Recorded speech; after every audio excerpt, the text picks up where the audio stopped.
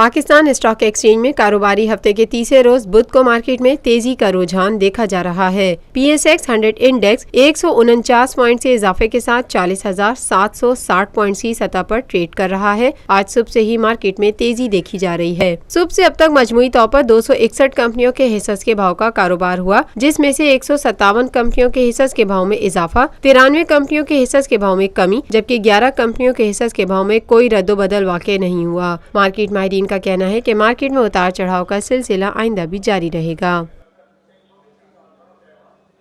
Lotus Lake Towers, a groundbreaking endeavor by Lotus Properties.